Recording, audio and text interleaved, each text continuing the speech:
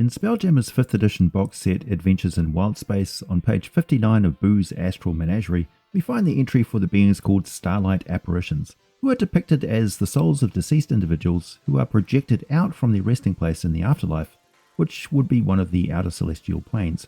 Only with the help of a deity or another powerful celestial entity can they achieve their short-term goal of helping someone else avoid or overcome perilous obstacles or accomplish a difficult task, after which they then fade away, never to return.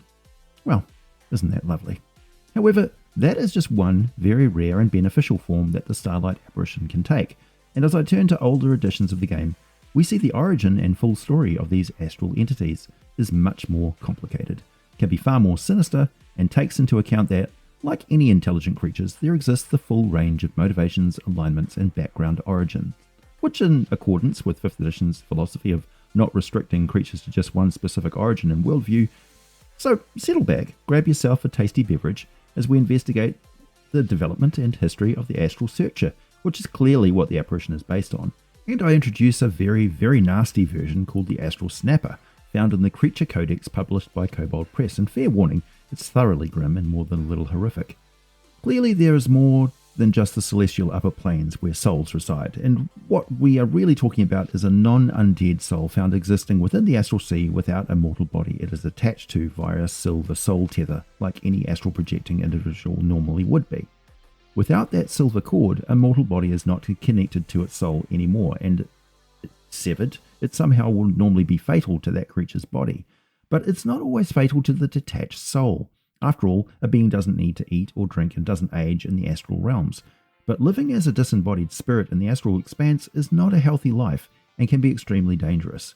There are astral dreadnoughts, psychic storms, raiders, slavers, and all manner of other threats constantly on the prowl for tasty souls to capture, consume, or simply drive insane. As timeless decades pass, the wandering spirit starts to lose its cohesive sense of self, slowly forgetting the sensation of gravity, hunger, thirst, heat, and cold, the comfort of a touch, the fear of death.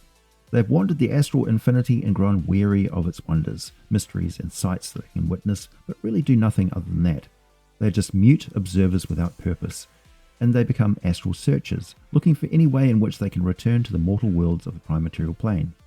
They become dangerous, and some entities who have escaped the nightmare lower planes, such as Hades and Gehenna, are the most cruel and lethal threats from the moment they gain access to the astral plane, immediately setting in search of victims like the souls of serial killers and despotic tyrants that they were in life, only deriving pleasure from acts of horrific cruelty and depravity. Each of them has common traits due to their spirit form and the environment of the astral sea itself, but true to the design direction Wizards of the Coast is taking the game, really their background origin and their mentality has a huge impact on the form they take and how dangerous they really are.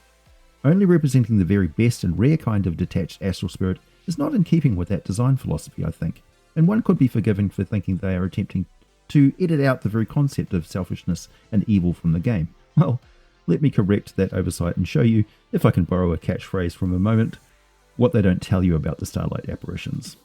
Oh, I should point out something very important about the Astral Sea. This is a reality where thoughts, dreams, emotions, and spells can become manifest as actual living entities.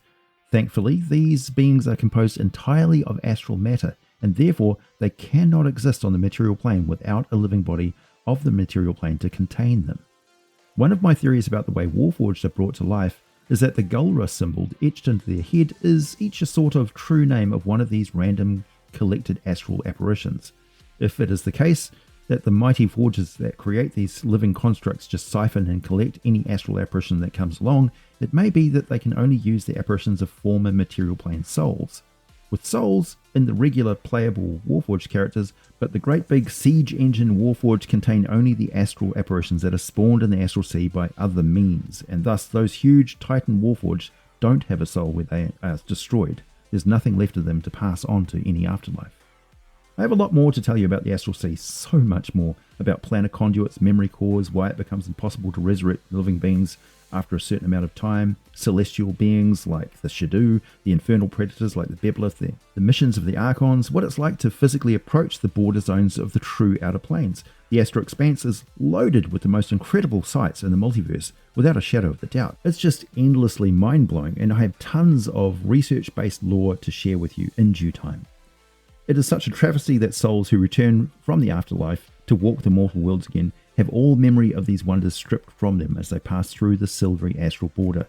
Please insert the beautiful final monologue of the replicant Roy Batty in the movie Blade Runner here. Right, with that out of the way, let's start with the official version we find in Boo's Astral Menagerie, but just look at its basic traits and abilities because it's still the same template used for the other versions I will be discussing. I'm going to strip it down to its core traits as a base species and call them Astral Apparitions. We can then use that to build onto them their origin as either celestial, primaterial, or fiendish in origin. It's the same way we build player characters these days. The first thing to do is to strip out of the stat block for the Starlight Apparition any connection to radiant energy. This is the celestial side of their origin, so it's got to go. The second is to look at their motivations and behavior of the creatures when it comes to possessing the body of an astral traveler. The Starlight Apparition has no intention of leaving the astral plane, so there are good reasons for its body possession ability to exclude that possibility.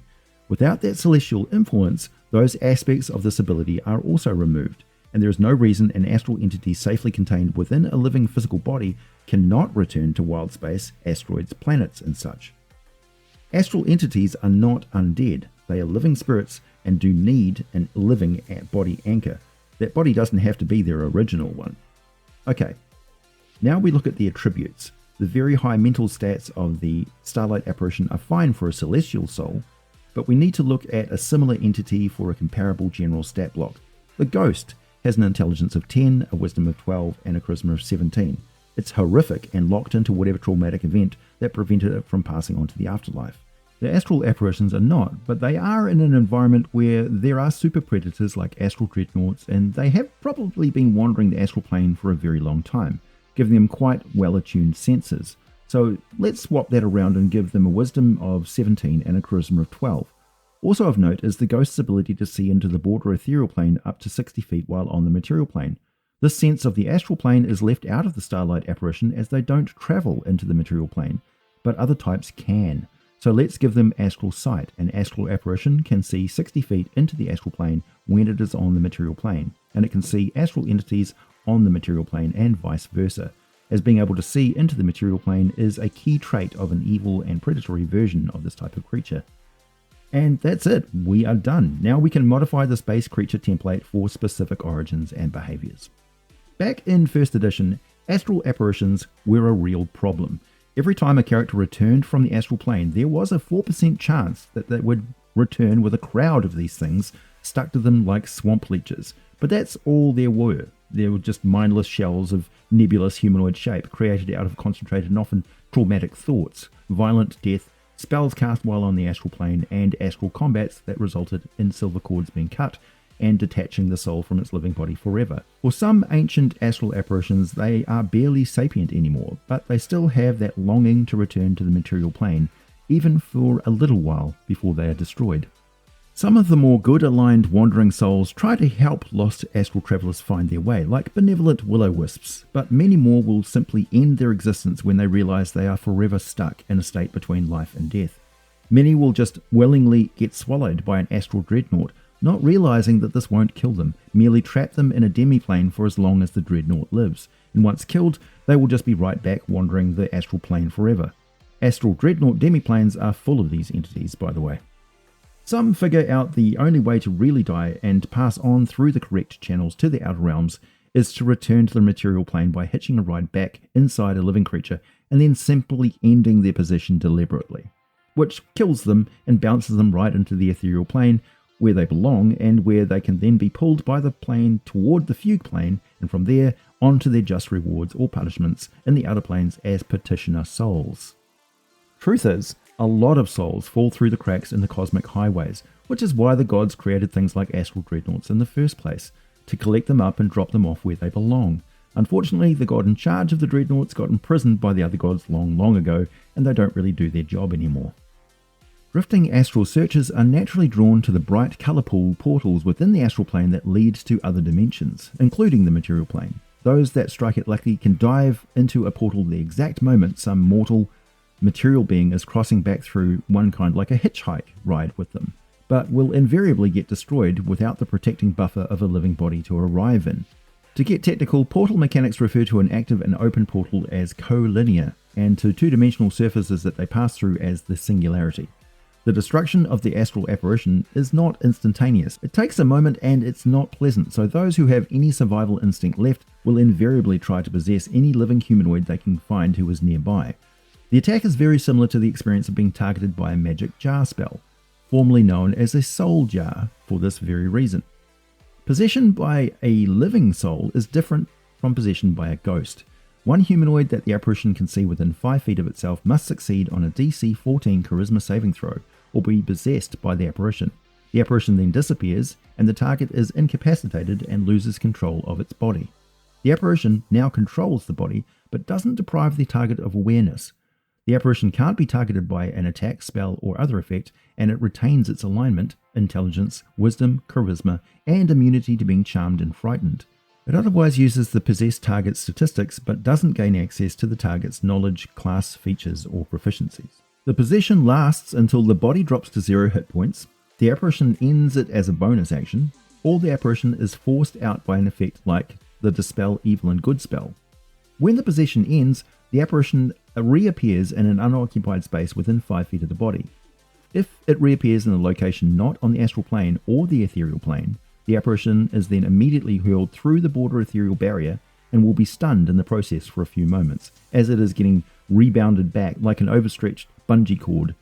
Such is the pull of the fugue plane flow through the ethereal plane on deceased souls. The living being targeted by this apparition's possession is now immune to any further attempted possession by that apparition for the next 24 hours. Not that this is much of an issue normally. Do take note though that while possessed by an astral apparition, the host doesn't get another saving throw to continually try and eject the entity. They need to be forced out of them, so potentially they could be stuck as a prisoner inside their own body for a very long time. Once a body is secured, the astral apparition's first concern is to recreate the atmosphere that led to its creation. Remember, in many cases, these are not just mortal souls who got separated from their physical body back in the material plane. A great percentage of them are living astral entities spawned from extreme emotions, trauma, and fear are common causes. Thus, an astral apparition born of a mage's dread of capture by the Githyanki would continually attempt to create an atmosphere of terror around it. The apparition just assumes the emotions of extreme paranoia and dread are like the true and natural state of the multiverse. Astral apparitions are not able to absorb any information from the soul they share the body with, but they are very quick learners, and the mind they now occupy has already been taught and has already had lots of life experience, so the apparition can pick up new skills very quickly, such as language, tool proficiencies, even character class abilities. However, memories and life experiences are lost forever, as if the occupied and trapped host body were suffering from permanent amnesia. The possessed apparition will allow itself to be named. It may even fall into parts of its victim's old identity, but it will never forego its obsessions, nor can it gain new levels of experience, and any close friends and loved ones should be able to tell that something is very seriously wrong with the victim. Still, there are worse fates, and this is where we look at the most vile and evil astral apparitions, whose origin are the lower planes such as Hades, the Abyss, the Nine Hells, Gehenna, Pandemonium, and Acheron. These astral apparitions are really astral predators. Their objective is to steal a body by murdering the soul inside it and taking it for themselves. Cohabitation with another entity that they keep locked away all the time is exhausting and unacceptable to them, when killing is easier and more enjoyable. There is also another possibility, one that exorcists and abjuration specialist wizards are very familiar with, and that is the risk of not only sending the predatory astral apparition out of the body and back to the lower plane it escaped from, but also, tragically, sending the soul of the possessed victim to their doom as well, leaving nothing but a dead body behind. Another type of horrific astral apparition, not even from the lower planes, but instead has somehow found itself stranded in a very different reality to the one it came from, are these astral aberrant apparitions, possessing loathsome appetites and hideous forms. Like nightmares made manifest, they stalk humanoid prey on the primaterial plane, committing murders that baffle and horrify those who either witness the act or find the aftermath and have to figure out what could do such a thing. Not conforming to the normal laws of reality in the astral or material plane, these apparitions arrive on the material plane and seem to physically attack a humanoid victim, but their attacks are really just illusionary. The victim experiences them as shockingly real, but any injuries that don't prove fatal will fade away after only a simple long rest. Turning to the Creature Codex published by Kobold Press on page 43, we have the entry for the Astral Snapper. The concept for this creature is right on the money for an aberration that defies the laws of the Primaterial and Astral Planes. However, I'm not a fan of the artistic representation of it, and I think its feature attack has some clunky mechanics. So let's have a look at it and play around with our Astral Apparition template. The Creature Codex describes the Astral Snappers as hunters from beyond, mysterious extraplanar creatures. Astral Snappers hunt humanoids on the material plane, but they feed on their victims' innards while concealed in the astral plane. They erupt back into the material plane from the slain creature once the feast is complete. Though they are most at home in the astral plane, they can only get there through killing another creature and can only remain there until they have fed. The concept of them using living humanoids as conduits to and from the astral plane is just wild. I love this. This is fine, just the way it is. To continue, the book says, the few scholars familiar with these creatures speculate that they may have come into the world either attached to or in the wake of far greater creatures from beyond the stars, and perhaps they serve such godlike beings in some way. This reminds me of the Starspawn and other eldritch cosmic horrors. So the Snapper lurks in hiding, concealing its hideous appearance from others until it's found a new victim. What other nasty things is it getting up to on the material plane? Who knows? It could be seeking out victims to assassinate on behalf of occulted mind flayers. It could be collecting magical artifacts and attempting to deliver them back into the astral realm for some nefarious purpose. Aberrations rarely make a lot of sense, of course.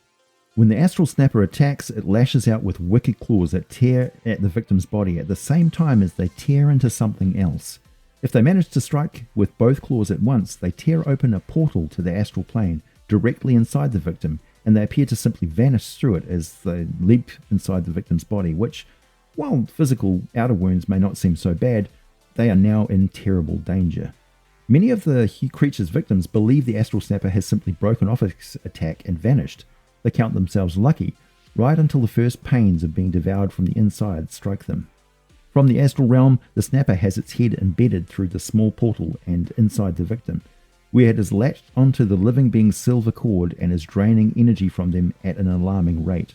This pumps living energy into the aberration while at the same time inflicting necrotic organ shriveling and threatens to kill the victim through sheer exhaustion. Eventually, their torso just seems to implode, sucked into the astral plane.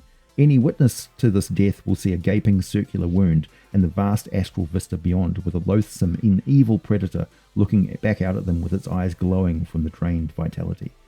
Just before it either moves off to achieve whatever it is doing in that realm, or forces its way back through the victim, disgorging itself slick with gore and hungry for more victims, its protective vital energy protecting it from the material plane once more.